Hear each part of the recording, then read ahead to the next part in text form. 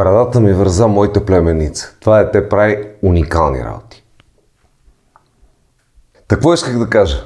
Всичко е избор и всеки е свободен да направи своят.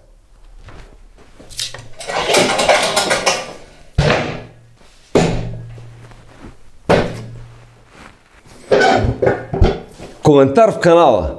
Бялата захар е вредна, плодовете са полезни. Полезни, ама пропусна да каже за кого и за какво. От мене само едно изречение.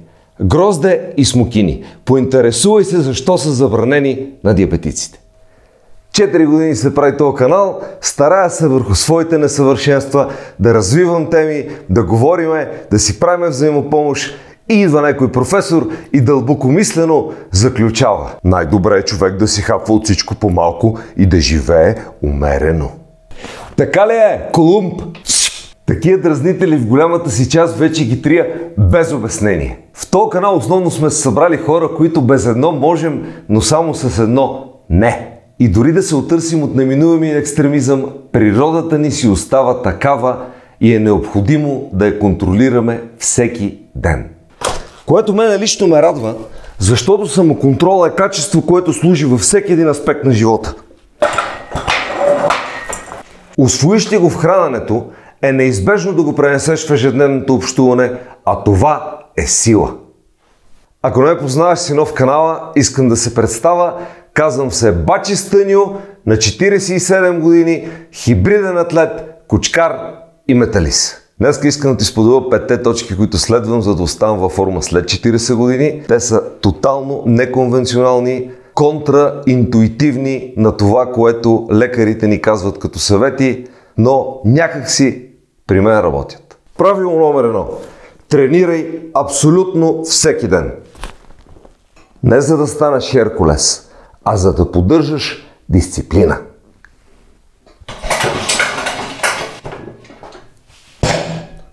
Да бориш мързела, защото аз това съм го играл 1001 пъти. Айде, утре ще почивам. И така се навърти една седмица и докато се усетиш, отново си излезнал от форма. Тренирай всеки ден, за да нямаш травми.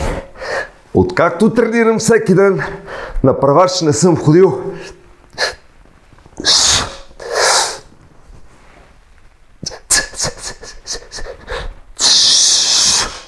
А преди бях абониран. Къде за китка, къде за глезен, къде за плекситни болки. Да, и не загрявам. Откакто тренирам всеки ден, не загрявам. Знам колко е вредно, знам как е против всички принципи, ама аз карам ли те тебе да не загряваш? Аз ти казвам, че аз не загрявам. Съмва се.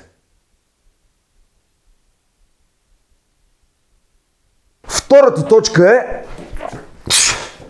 тренирай цялото тяло всеки ден.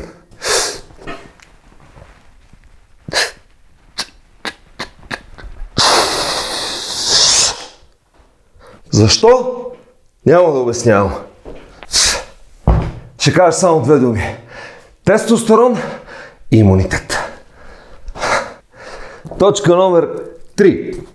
Тежки и кратки тренировки.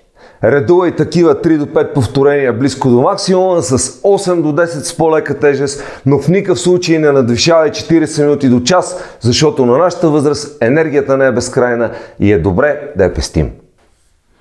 Следващите 2 точки са най-вероятно най-спорните в нашето объркано от прекалено много информация и в същото време дезинформация общество. Хранителната и фитнес индустрия ти казва яш 5, 10, 15 пъти малки порции на ден, а Бачи Стъньо прост щангист без образование, но човек, който редовно прави експерименти върху себе си и единствената му цел е да има по-качествен живот днес, отколкото имал вчера, казва яш обилно и много рядко. Какво означава да ядеш рядко? Това за всеки човек е различно. За мен най-добрата формула е 40 часа пълен глад само на вода и 8 часа обилно хранене. Някой път се получават и по-малко от 8 часа.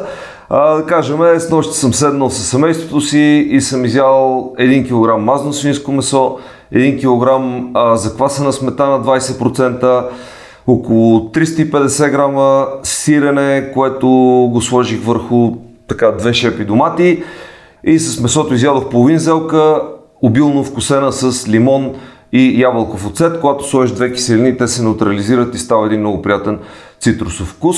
Мисля, че това ми беше храненето. До вечера ще го повторя. През по-голямата част от годината следвам 40/8, което означава понеделник, сряда и петък никакво хранене. През останалите дни, включително събота и неделя, тогава отделям време за семейството си. А когато съм в почивка, както е в момента, се храня всеки ден, само че вместо по 8 часа имам едно единствено хранене, което обикновено е вечеря, но менюто ми е подобно, вече количеството може малко да варира, защото реално аз се храня интуитивно. Ако почувствам, че храната, която съм си определил за деня, е прекалено, просто ще остава, ако не ми стигне, ще си добавя. При мен не съществува такова нещо, като броя на калории и определяне на порции. Ям до абсолютно пълно засищане. Като животните, баце, пълен простак. И е така в шеги и закачки, неусетно стигаме до точка номер 5. Придържай се основно към животински храни и избягвай въглехидрати. Спорна тема, в която няма да навлизам. Това знам, това препоръчвам. Както вече казах, в качеството си на прост щангист. Не съм лекар, нямам никакво образование.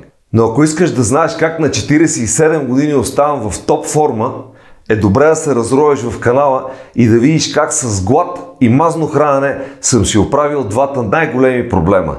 Ниският тестостерон и високото кръвно налягане. Толкова.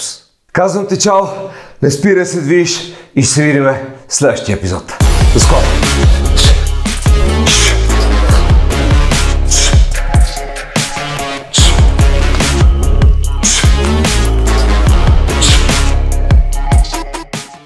И лайквай, не се прави!